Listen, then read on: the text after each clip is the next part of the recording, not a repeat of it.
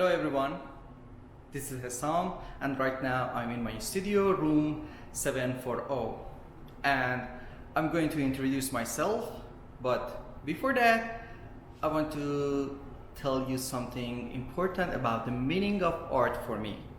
The meaning of art for me is integrated with experience. So I am really fond of this concept that art is experience. For this purpose, you're gonna walk with me from my home to my studio, and during this walking that I will share with you, I will talk about my experiences, my artworks, and what happened during the previous year till now here, and before that back in Iran. I want to welcome you all first year students to this program. I think you will enjoy this. Welcome. The reason that I ask you to walk with me is because I believe some of you are not here right now, maybe out of the country, maybe other cities in Canada, and it will be nice to see a little bit about Calgary and our university. And if you are here and you know all these routes and all this walking, again, walk with me, maybe you find something new. Thank you. Okay, here I am, downtown Calgary, 5th Avenue, walking toward my studio from downtown to University of Calgary. I was living here during the last year, but I have not always been here. I grew up in Bandar Abbas, small town in south of Iran. Let's Google it, Bandar Abbas. Okay, a city in Iran. You see a town, a small town by the sea, actually Persian Gulf. Let's zoom back a little to see. Yeah, here is Persian Gulf, this is Iran, and this is Middle East, and here is downtown Calgary. You see how far I am.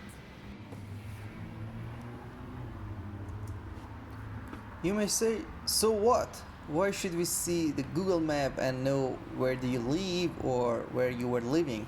Okay, Google map is kind of connected to my current artwork, and at the end of this video we will reach that point and we will talk about it.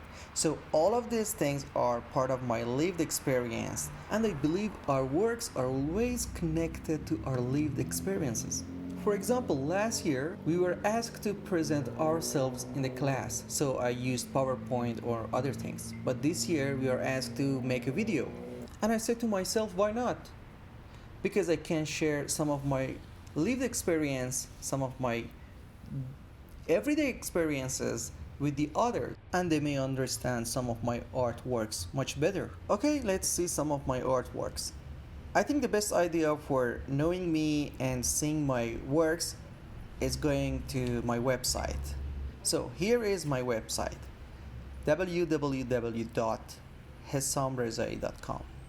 Let's check it. In projects, you can find some of my projects, and I think it's better go to the oldest one, the Mahan myth.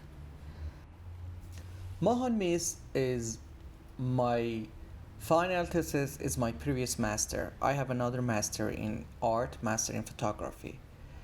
It's about a Persian classic poem by Nizami Ganjavi, and I try to depict it by photography. It's about a journey, epistemological journey about a human being. Mahan is a boy, a young man, beautiful, handsome, and he's representing all the human being. One night, in a celebration, when he was fully drunken and unaware of himself, he just went to vast eternity desert and lost everything. Mahan is the metaphor for human soul, and he was trying to come back to the best path. Chasing this situation, he was always deceived by some beast, nymph, some other things. So I find this situation very near to the modern life. I mean, it was exactly the same with my experience in Tehran. And I tried to find something that could be a metaphor for this journey. I find it a train, sea train, actually, metro in Tehran. That was a kind of connection between literature and photography. The thing that I'm still on it. Now let's talk about two other my projects. Home and there would be another city overseas. These two projects are participatory pedagogic project. After establishing a photography institution in Bandar Abbas, I started teaching photography. By and by, and I understand that teaching photography is giving experience. With teaching photography, you could change the perception of the people. So teaching photography is a kind of experience that you are providing for some people. So your student could be the participant of that project, the pedagogic project. And later I found that according to the idea of Claire Bishop, this could be an artwork. I mean, the whole class is the artwork, and teaching is the artwork. I had two of these participatory pedagogic projects back in Iran, and I had another one here in Calgary. These are participatory projects, and like many participatory projects in contemporary arts, we should not follow the traditional idea of spectatorship in art. Instead, we need a new understanding of art without audiences, one in which everyone is a producer. It means in this project, participants are audiences and at the same time, they are producers. The main thing in this project is perception and changing the perception. According to Alvanoi, perception is something that we perceive, we obtain through practice, through reading, through observing. I think there is no need to mention that Alvanoi and Claire Bishop and also MFA support paper of Isabel Perrone were really helpful in this project. Last year I also produced two other works that were actually a reaction to sorrowful incidents of Iran and the pandemic. One of them is a video that you can find on my website, and the other one was a temporary installation art in the campus. The report is available on the Gauntlet website. Later, in my practice-based research, I studied deadpan photography. I started with portrait. I studied work of deadpan photographers in portrait like Jitka Hanslova and Rineke Dijkstra. The result was I Know You project, which is again a participatory project and ask participants to look at portrait and challenge their unconscious bias. I also started to read about unconscious bias. It's aligned with the movement of these days like Black Lives Matter and other things. I invite you all to participate in this project. I Know You in my website. I Know You was a successful project, and my supervisor, Professor Eiserman, was really happy with that project. She encouraged me to study more and work more on the deadpan photography. Under supervision of my supervisor, Professor Eiserman, and with the help of my committee member, Professor Trevor Stark, I started to study more about deadpan photography, especially the Düsseldorf School, and artists like Andreas Geffer and Andreas Gursky. And also I studied Canadian photographer Edward Bertinsky. So I was attracted to landscape deadpan photography. And my eyes was still on literature. I studied Andreas Gursky work and compared with the Marcel Proust point of view. So I understand that there is a connection between Marcel Proust or this kind of modern literature and deadpan photography. And in my last project, under the 605 course, I produced a photo series called Floating Between Truth and Fiction.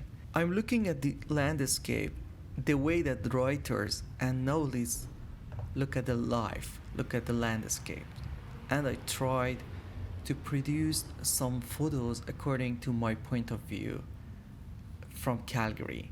I started walking and going to everywhere in Calgary and look at the scenery, look at the landscape and capture the photos the way that I want. So these are according to truth but they are somehow fiction. If you look at this project, you can see many photos with the names, and the names are actually the address. If you click on the photos, you will see a place that depicted somehow according to deadpan photographers. And if you click on the name, you will go directly to that actual things in the real life, but through the Google Map. And you can see in Street View, you can see different pictures of that area during the time and years. So these are different photos of the same place. So I want to say that there are all truths and they all are different. So my photos could be one of them, could be according to truth, but it's not all the things because I manipulated these photos. For example, if you look at this, you see a wall and 3 trash cans. And if you click on the address, you will see the same wall, but the trash can are somewhere else there. And you see the wall that is similar to my photos, but this is not all. If you go to the different years, you can see the wall is changing. And if you go back to 2012, you can see that there is no wall and there is no home. And before that, even it was another things. I want to say that these are changing and these are the truths. And I took these photos beyond the time and place. I manipulated these photos.